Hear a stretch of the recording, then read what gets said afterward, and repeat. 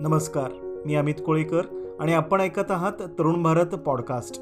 आज मी तुमच्यासमोर पाण्याच्या एक्सपायरी डेटबद्दल बोलणार आहे. ही गोष्ट जर आपल्याला आवडली तर एक लाईक करून शेअर जरूर करा. आजचा आपला विषय आहे पाण्याची एक्सपायरी डेट. मित्रांनो, पाण्याची एक्सपायरी डेट काय असते? जिथे रोज नळाला पाणी येते तिथे पाणी रोज शिळे होतेच आणि रोज ओतून दिले जाते, म्हणजे त्याची एक्सपायरी डेट ही 1 दिवसाची.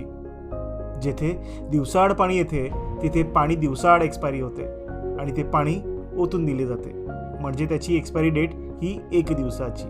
आणि जिथे 8 दिवसांनी पाणी येते तेथील पाणी हे 8 दिवसांनी एक्सपायरी होते. लग्न कार्यात पुढची बिसलेरी समोर आली की हातातील अर्धी पाण्याची बाटली ही लगेच एक्सपायरी होते आणि ती फेकून दिली जाते.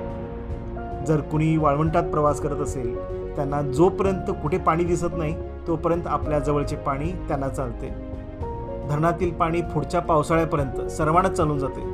त्यात जर दुष्काळ परिस्थिती आली तर 2-3 वर्ष त्याच धरणातील साठवून ठेवलेले पाणी वर्षानुवर्ष चालवले जाते. जिथे 100 फूट खोलवर बोरवेलद्वारे पाणी बाहेर काढले जाते तेथील पाणी हे जमिनीखाली शेकडो वर्ष जुने असते, म्हणजे शेकडो वर्ष शिळे झालेले पाणी लोकांना पिण्यास चालते, म्हणजे त्याची एक्सपायरी ही शेकडो वर्षाची.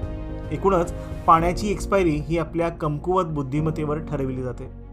पाणी जपून वापरा, त्याची नासाडी थांबवा. सध्यासमोर लवकरच उन्हाळा सुरू होतोय. सगळीकडे पुन्हा पाण्यासाठी नागरिकांची भटकंती सुरू होईल. नळावरील बायकांची भांडणे सुद्धा ऐकायला येतील. आत्ताच सावध व्हा, नाहीतर आपले विचारच आपला घात करतील. जल है तो जीवन है. मित्रांनो, ही गोष्ट जर आपल्याला आवडली असेल तर एक लाईक करून शेअर जरूर करा. भेटूया पुढच्या वेळी. तोपर्यंत धन्यवाद.